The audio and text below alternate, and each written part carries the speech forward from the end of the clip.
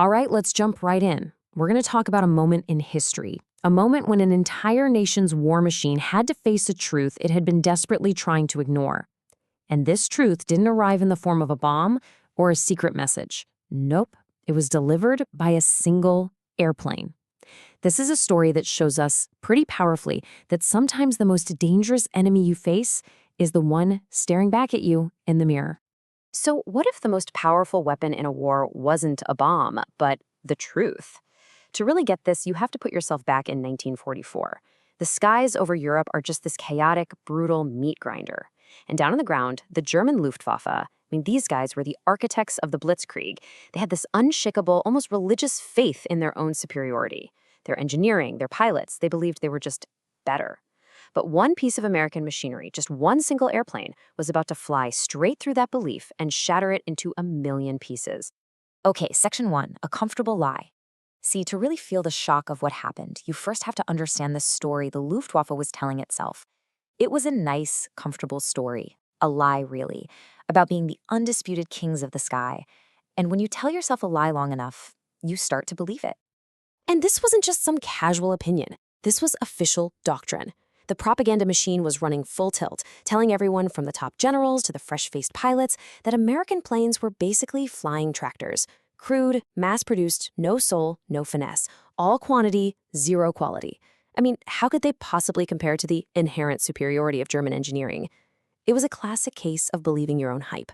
But then came D-Day, June 6, 1944, and a piece of inconvenient truth literally fell out of the sky and landed right in their lap.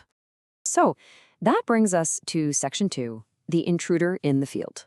This whole thing starts small, not with some epic air battle, but with one pilot, one plane, and one very bad day that ended in a field in France. So it's D-Day. A young American pilot, Lieutenant Thomas Fraser, is flying his P-51 Mustang when it gets hit. He manages to crash land it behind enemy lines. Fraser becomes a POW, but his plane? Oh, his plane was a treasure. The German salvage crews, who were incredibly good at their jobs, scooped it up. The Mustang was mostly intact, so they shipped it off to their main test facility at Rechlin. There, German engineers painstakingly repaired it, rebuilt it, and even gave it a new paint job with German markings. It was now officially known as T9 plus HK. And its new mission? It was going to join something called the Zirkus Rosarius, which was basically a traveling circus of captured Allied planes. The idea was to fly it around to German fighter bases to show their pilots, here's the enemy, here's how you shoot it down. The irony is, it was about to teach them a lesson they never ever expected. And this leads us right into Section 3, the cockpit confession, because this is where the real interrogation started, not of a human pilot, but of the machine itself. And the moment Germany's best test pilots climbed inside, that Mustang started talking, and it had a lot to say. The first shock came before they even turned the key. The cockpit. They were expecting something crude, utilitarian, slapped together. Instead, what they found was elegant, thoughtful. It was designed for a human being.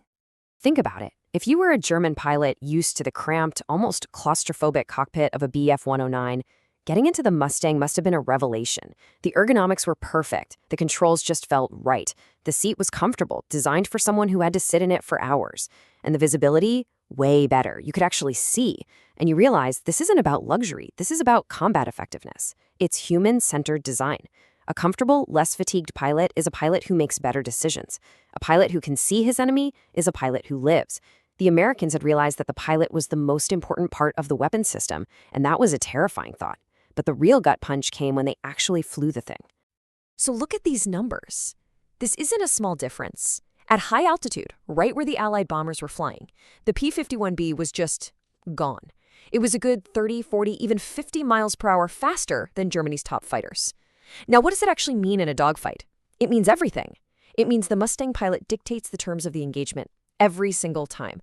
If he wants to fight, you have to fight. If he wants to leave, you can't catch him.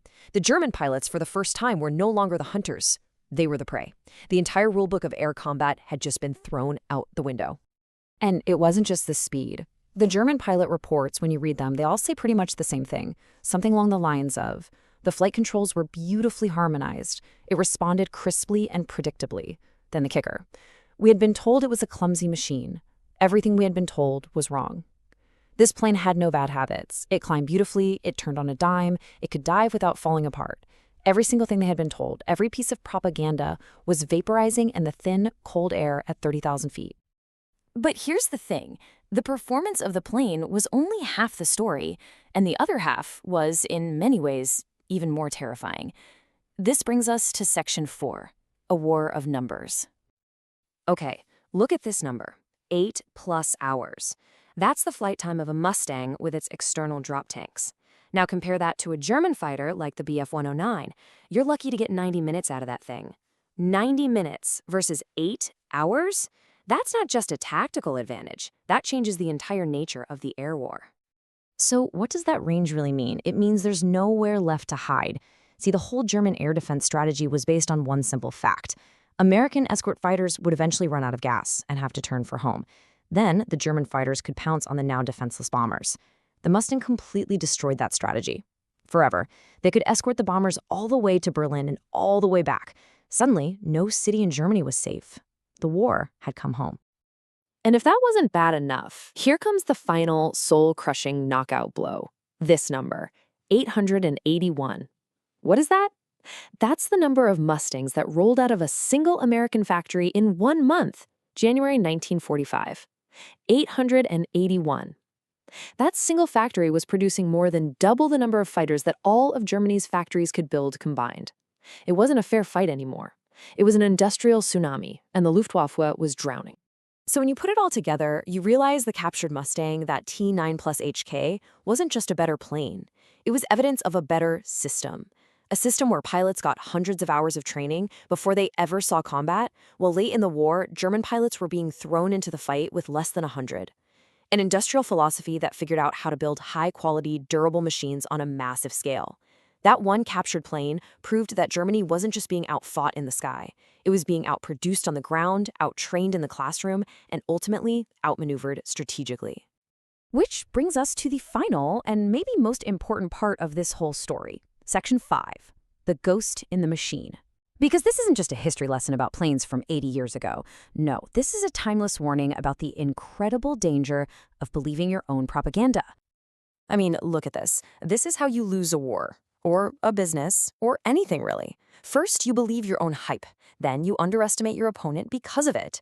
Next, you start ignoring any data that doesn't fit your narrative. And finally, you face reality when it's far, far too late. The German pilots flying that captured Mustang went through every single one of these steps. They were forced to confront a truth their leaders had ignored. And for the Luftwaffe, that wake-up call came at the worst possible time. What we're talking about here has a name, right? It's called confirmation bias. It's that natural human tendency to look for information that confirms what we already believe and to ignore anything that challenges it. The Nazi high command was suffering from this on an epic, catastrophic scale. They only listened to the news they wanted to hear. But the Mustang, well, the Mustang wasn't an opinion piece. It wasn't a report you could bury. It was a 7-ton piece of inconvenient truth made of aluminum and steel that you simply could not deny. And this is why this story still matters so much today. The biggest lesson from Mustang T9 plus HK has nothing to do with airplanes. It's about us. It teaches us that true progress, real insight, it never comes from proving yourself right. It comes from having the guts to find out where you might be wrong. It's about confronting the things that challenge your most deeply held, comfortable beliefs. So I'll leave you with this question to think about. What's the obvious truth in your life that you're just a little too afraid to question? What's your Mustang?